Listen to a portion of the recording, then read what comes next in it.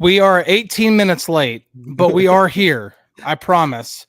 Thank you so much for being patient. My name is Chris Halicke.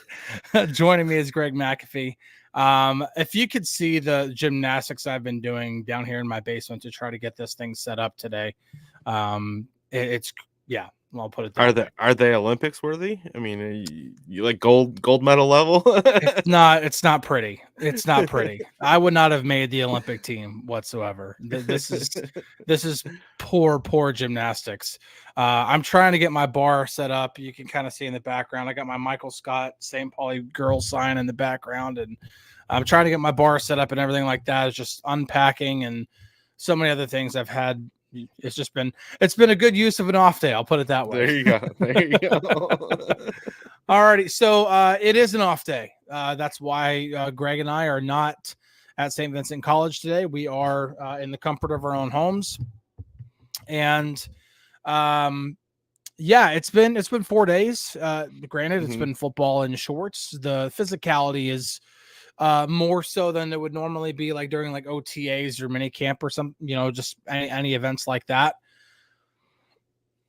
But it really ramps up tomorrow when pads go on. But before pads go on, we do have a bit that we could take away from training camp, both the good and the bad.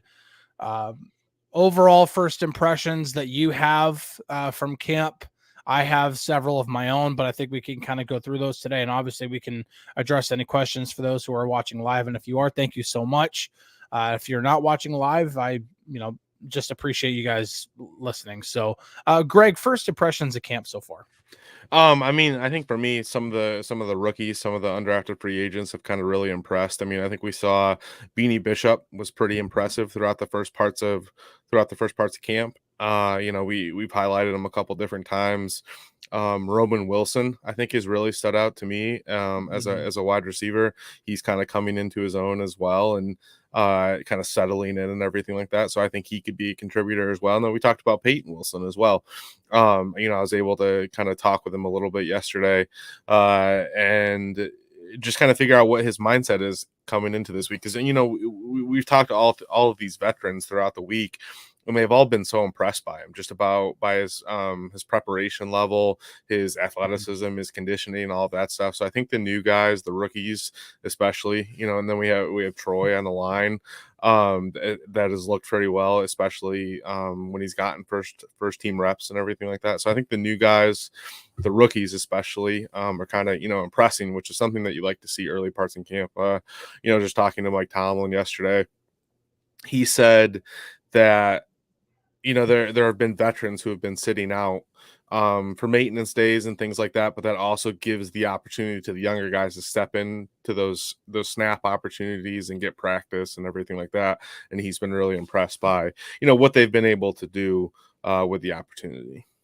Yeah, I wrote about that yesterday about the younger guys making a big time first impression. It's definitely the thing that I think has stood out the most is that a lot of the younger guys, especially a couple rookies like Ramon Wilson and Peyton Wilson, have both really jumped off the page. Like they really seem to be Ramon Wilson. Maybe those first couple days, they were kind of easing him in, but the past couple days, Saturday and Sunday, it was the Ramon Wilson show when it came to receivers catching footballs, getting the vast majority of the targets and making the absolute most out of all of them. Really quick, just to settle some rumors here. I do not live next door to Pittsburgh Dad. Some people, Chris B71 said here, is it just me or does Chris's new digs look like he's filming at Pittsburgh Dad's house? I'm not. I do have the finished basement with the wood paneling everywhere.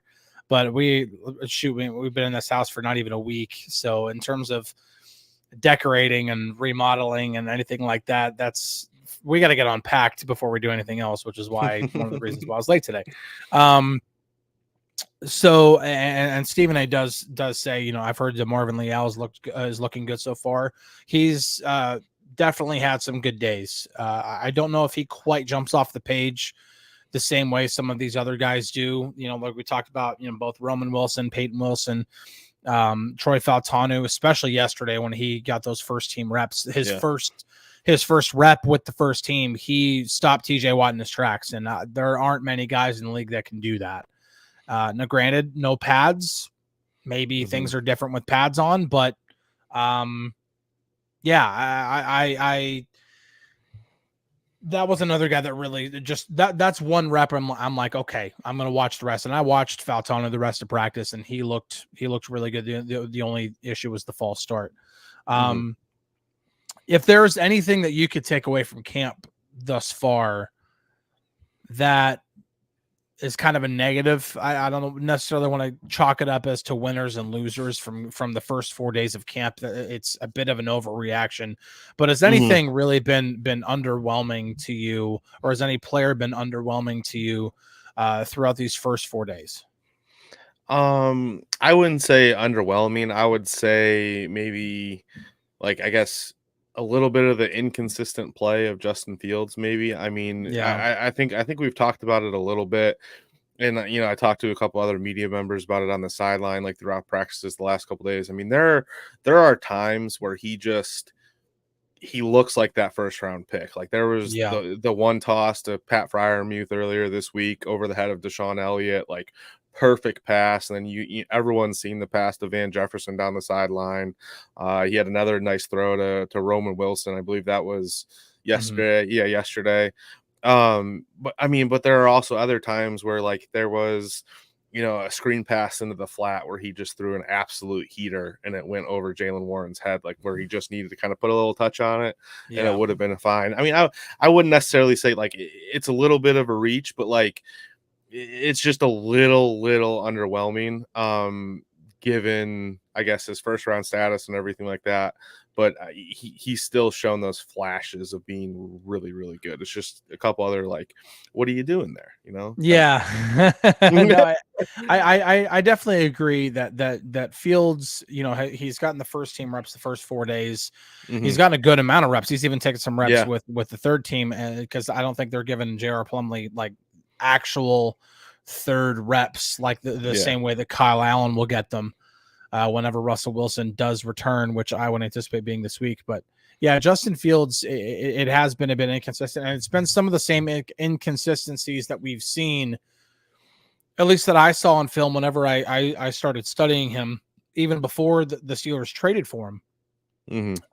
He and it was a lot of the times it was those just random passes to the flat that he just missed. And, obviously not getting a chance to really watch back film and look at his mechanics, but the fact that he's missing on certain throws probably tells me that some of those mechanics are still flawed. Now it's 4 days into training camp. Tom Arth is still going to work with him. It's not a process that's going to be figured out, in July or even August. Yeah. I would anticipate there to continue to be growing pains. And I think that's the reason why Justin Fields isn't quite at the level where he's going to be made the starting quarterback of this team. I think the only way that happens really at this point is if, Russell Wilson is injured, which I don't think it's this calf issue, but the only other way that I think that happens is if Russell Wilson just goes out there and just absolutely looks god awful, terrible. Because at least Justin Fields, like you said, has had some flashes where it's like, okay, there's the arm, there's the deep pass down the sideline, or there's the really nice, perfect pass with perfect amount of, zip and touch on it to the sideline, 15, 20 yards down the field. He does that really well, but then there's just those inconsistencies where it's like, man, where was that throw going, or what happened there when that came out? But to be fair here, Crispy 71 says, when I saw the video of the DJ interception, I immediately went, he has some real work to do. I think that was more of a miscommunication. I don't think that was just some sort of random duck that he threw up. So I had a question about this, because we were talking on the sidelines, and I was talking with a couple other guys too. And when I was writing my story last night, or when I read your story, I went back and watched the video of the interception. Do you think it was a miscommunication with Roman, or do you think Dante undercut the route and he was targeting Scotty coming across the field. I think it was probably Scotty, if I had to guess. Just based off of the touch and everything that was on the pass, that was probably to Scotty. But that's also on Dante Jackson for reading the quarterback. Yeah. And which is that's another guy that I highlighted in my article from yesterday was, Dante Jackson's been another guy that's really stood out because he's looked like a really smart football player, understands the coverages, understands the defense as well as he possibly can in July.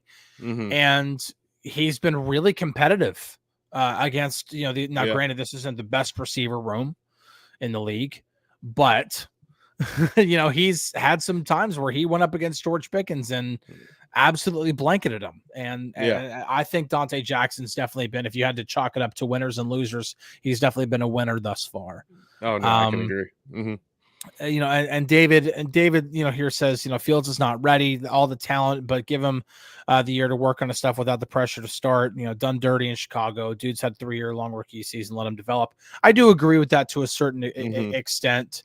And I think, again, that's the reason why when the Steelers were out looking for quarterbacks to add to the roster, to add alongside Kenny Pickett, that Justin Fields wasn't, their first choice. I really do believe that they talked with Chicago. They had, at least a basis of what it might cost to acquire Fields if it ever came to that.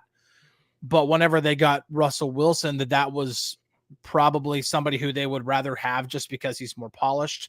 He's just been around longer, even if he's not quite the same quarterback that he used to be. He's just a more seasoned quarterback and can do more pre-snap, can do just more things than Justin can.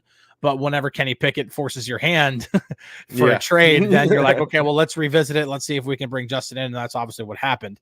So I don't want to, and some people are automatically saying, Fields is not that guy. I'm not going to jump to any conclusions off of 4 days of camp and say, oh, Justin Fields can't be that guy, because at the same time, Kenny Pickett looked like he was going to be the next coming of Joe Montana, at the end of preseason last year, and he's not even on the team anymore. And now he's backing up Jalen Hurts in Philadelphia. So I really don't want to jump to any conclusions one way or the other, whether Justin is either, I don't want to make any, concrete, just like, okay, that's it. I don't think Justin's the guy. I really do think that, Russ is going to be the guy whenever he gets on the field. And then, to what was said here earlier, I do think that Justin can develop and can kind of learn a year under Russ. And then, whatever happens, whether that's here in Pittsburgh or elsewhere for him. Yeah. Let's see. Had a couple of questions here. Tyler asked a good question about Peyton Wilson. He says, will Peyton end up being MLB 2 by mid-season? So he's already taking first team reps alongside Patrick Queen. Now, he's not the number one guy. He's not the first guy on the field. That's been Landon Roberts. So, but if he continues to do what he's doing now, whenever pads come on, and he continues to do what he's doing now in preseason games, I really do think that I would even say maybe even before midseason that he could be the first guy out there with Patrick Queen.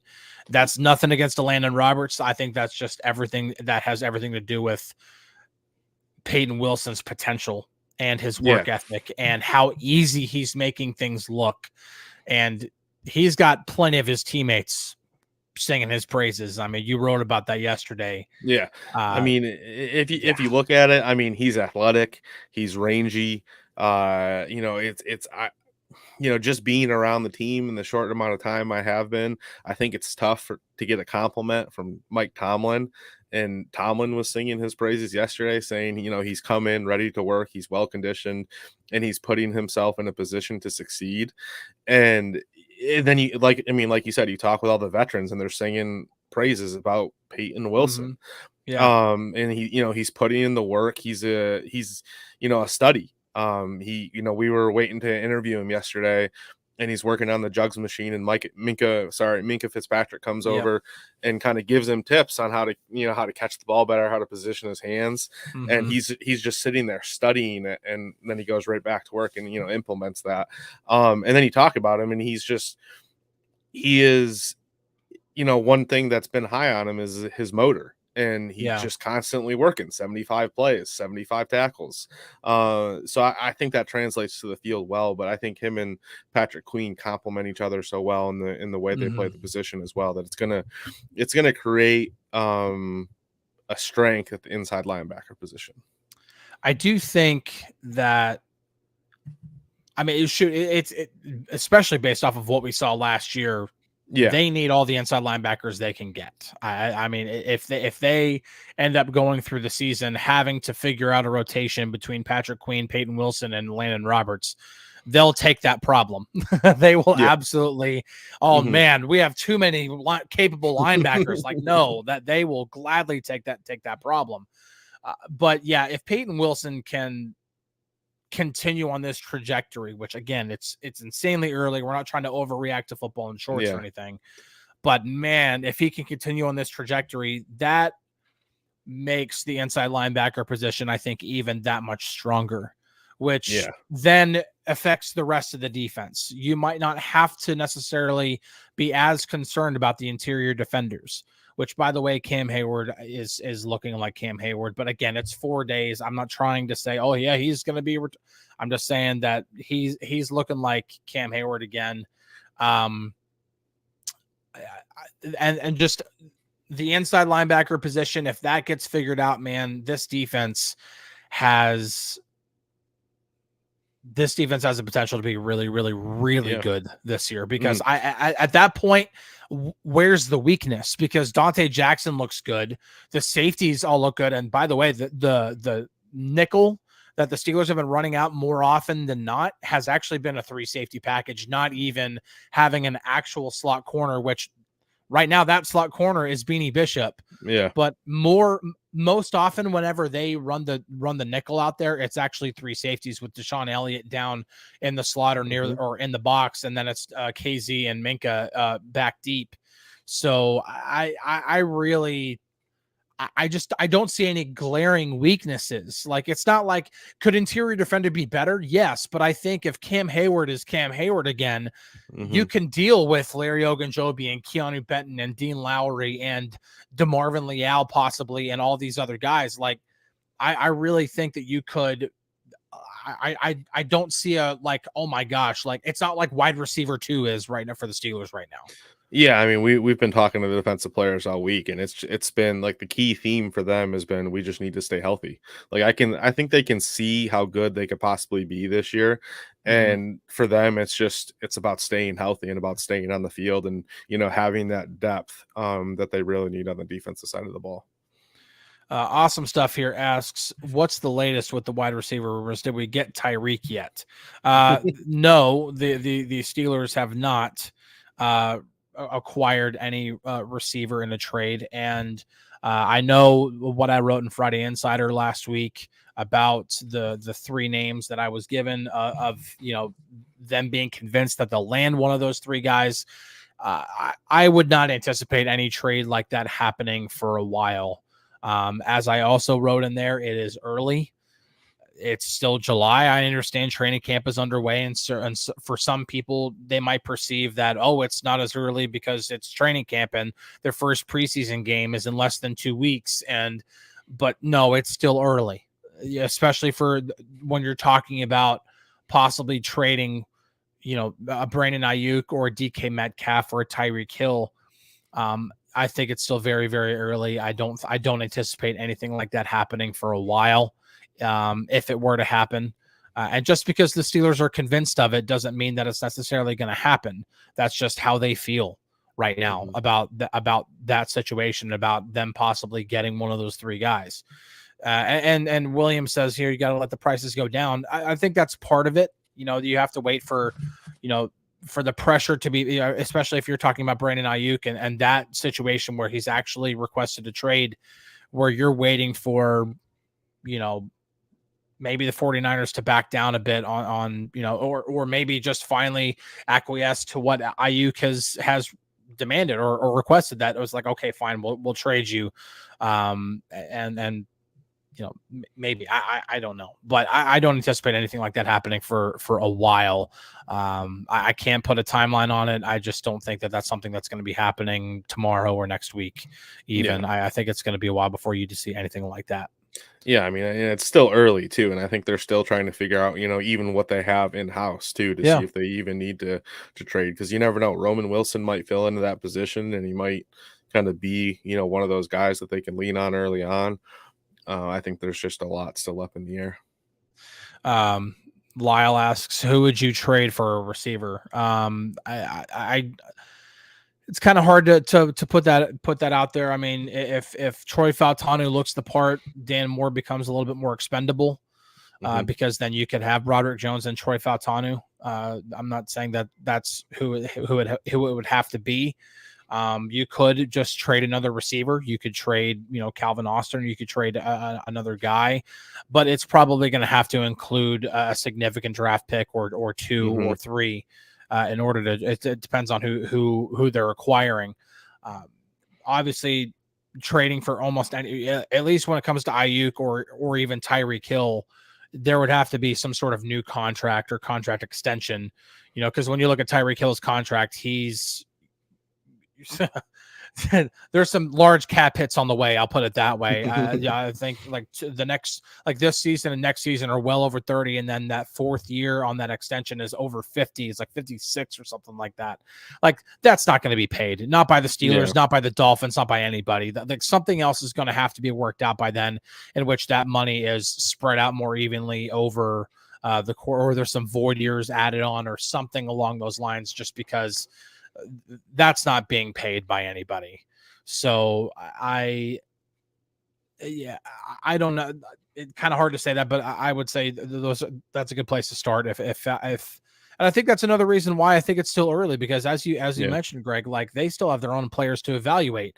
If they evaluate that Troy Fautanu and Broderick Jones can be their left tackle and right tackle, shoot, man, you can trade Dan Moore. Like Dan Moore, it's like, okay, here you go. You guys need a tackle, here you go. Or, okay, you're giving me a receiver. Let me give you a receiver back. Here's Calvin Austin and a first rounder, or here's Calvin Austin and a second and a fourth, or whatever it is. It's kind of hard to come up with a price for that, but that's a good place to start. I would think.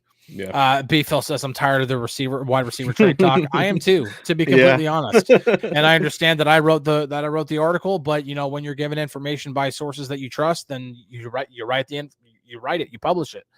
And so that's the reason why. But yes, to be completely honest, I'm tired of it too. Let's see here. There was a couple of other good questions here from you guys.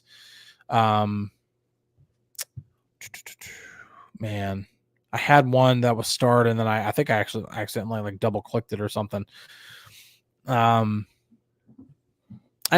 Just really quick while I'm finding more questions here. Any other, whether it's positive or negative, any other standouts from camp for you? To be honest with you, I've really liked what I've seen from Jaylen Warren so far. He's obviously, I mean, it's the first time I've really seen him in person through camp, and he's one guy that is consistently putting in the work, throughout, even if it's in drills or if it's in 7-on-7s or 11v11. I mean, he's, normally they have a routine of when offensive players catch the ball, they're, jogging to the end zone. For Jaylen Warren, it's a full out sprint every single time he touches the ball, even if a defender steps in his way or anything like that. And that's the kind of stuff that really stands out to me, at least. And it really fits his, undrafted, guy that's kind of still looking to prove himself in a way. And he's just that he's one guy that's really stood out to me. I've really liked what I've seen from Kyle Allen as well, even as the third string quarterback. I thought he's looked pretty good. He does. I don't know. I mean, I hate talking about a third quarterback.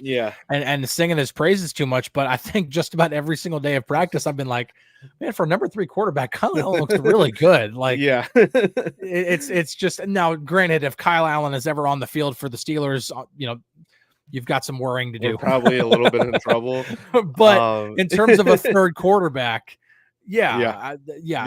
And Brad Richards asks here when it comes to trade talk, he says, could Najee be moved? I mean, you could move anybody who's on an expiring contract. You know, that would kind of be,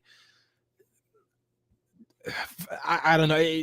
Those are typically, you know, players that tend to move a little bit more often, but at the same time, if a team is willing to trade a Brandon Ayuk or a Tyreek Hill or a DK Metcalf, they might want something that's controllable for a little bit longer than a year. Jerry here says, I'm ready for some pads. Oh, man. I am too. Me too. I mean, I don't know if anyone saw it yesterday, but we were talking to Coach Tomlin, and I just asked him how excited he was, because, you know, we know Tomlin's a football guy, and he said, you know, it's just another part of the process, but the process for him is like training camp is like Kennywood. And Brooke Pryor from ESPN asked him next, you know, if training camp is Kennywood, what ride is backs on backers? And he was like, you know, I'll let you guys determine that. Yeah, you can tell he's excited though. you could say it's the Thunderbolt because of how jerky or how, you know, the physical toll that it takes on you. I don't know, but no, backs on backers that's like the main event. Even though it's not the last thing that happens in practice, that's still the main event of days where they practice in pads.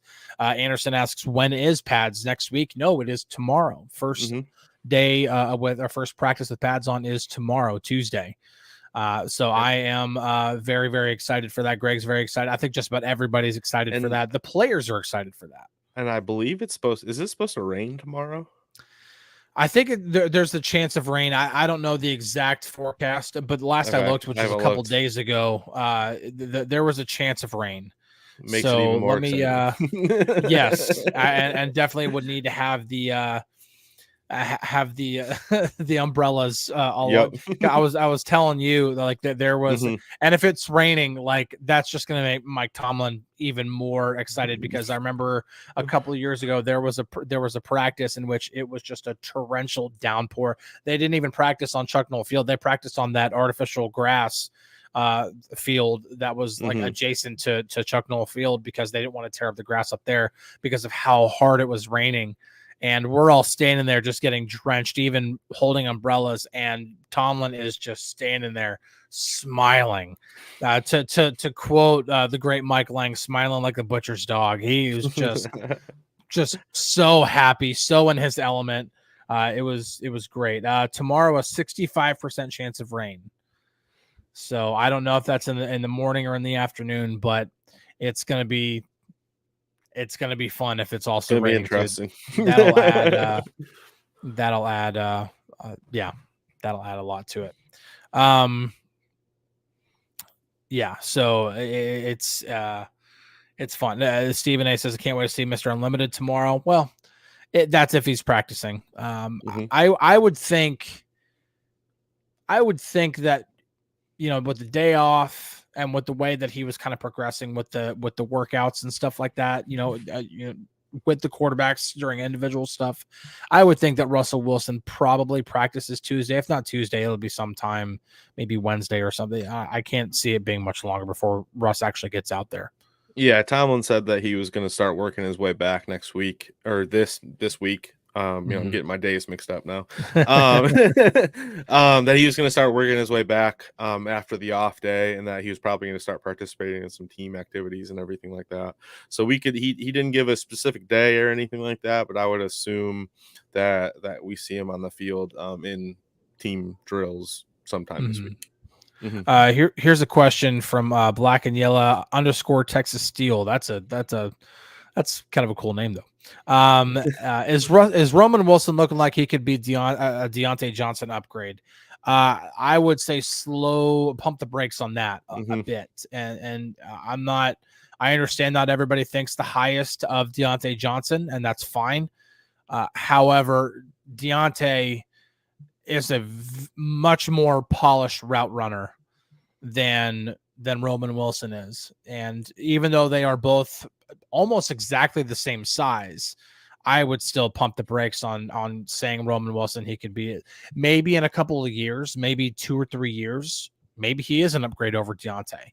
Maybe he's not quite the route runner, but maybe he's a good enough route runner that with all of his other traits that he is a better receiver. But I'm not going to sit here as, here on July 29th before Roman Wilson has even taken a snap in a fully padded practice, before he's even taken a snap in a preseason game, to say that he's going to be an upgrade over Deontay Johnson. I that's just far too fast for me. The best I can say about Roman Wilson right now is that he is looking very, very good. His route running has looked good, but again, it's football in shorts. Let's see what it looks like when he gets into a stadium. Let's see what it looks like whenever he actually gets into the regular season. But I like what Roman Wilson has done so far, but not quite ready to say that he is an upgrade over Deontay. Yeah, I mean, he's still a rookie. I mean, we're 4 practices into training camp. I mean, it's early. that's all I'm going to say. Early. It's really early, but he obviously has shown a lot of flashes of what he could be. I mean, there's that catch over Beanie Bishop's head yesterday. Yeah. He's had a lot of work over the middle of the field, and he's looked good. But it's like we said, it's still early. There's still a lot of work to do. There's still a lot of things to learn. One thing I wanted to point out before we got out of here, because we're kind of over the 30-minute mark now, but I did want to point it out because this is the first glance we're getting at Arthur Smith's offense too. And it's kind of hard to see, okay, they're going to run a lot of wide zone or they're going to run a lot of gap. Like it's hard to see that at this stage. But the one thing that we are seeing a lot of, and that is like running back screens, and not only a lot of screens, but the linemen are there. Like it seemed like a lot of the time over the past few years that when the Steelers have ran a screen, the linemen are just now starting to get over to in front of the running back by the time the running back already has the ball in his hands. And that doesn't cut it. And the screens are looking way more, the details look better. The linemen are already out in front of the backer by the time he catches the ball. It's looking good. So I would expect there to be a healthy dose of screens in Arthur Smith's offense, but it looks like they're being coached up well enough where they won't be a travesty like they were before. Yeah, I mean, they've looked pretty good through the early parts of practice. I mean, I remember standing next to you being like, yeah, these are looking pretty good. They're looking solid. I mean, there was one play, I think it was yesterday or the day before, Justin Fields threw a nice little screen pass to Jaylen Warren. He kind of tipped it into his body and took off, and he had blockers ahead of him, and he took it to the house. But yeah, they've looked pretty good on those type of plays.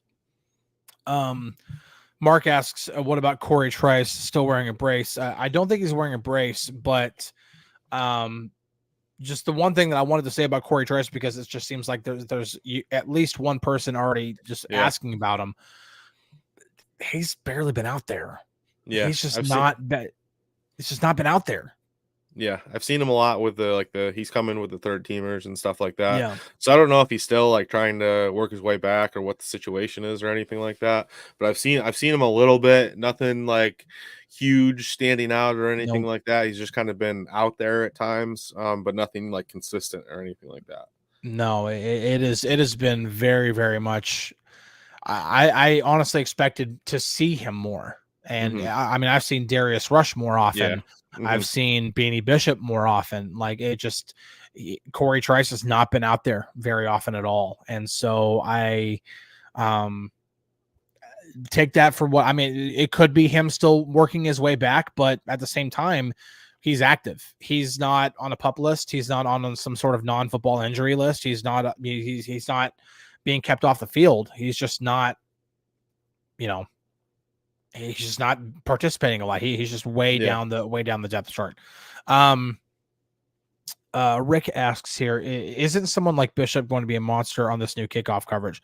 I'm hesitant to answer any questions on the kickoff coverage because they haven't practiced it yet. Now they will practice it once officials get to camp, and from what I was told, that should be tomorrow. But either way, it will be this week for sure. And when officials get there, that's when they're going to have a chance to actually practice the kickoffs, because officials need to figure it out too. They need to figure out like where they need to line up and how they're going to officiate it. And so it's going to be a learning process for everybody.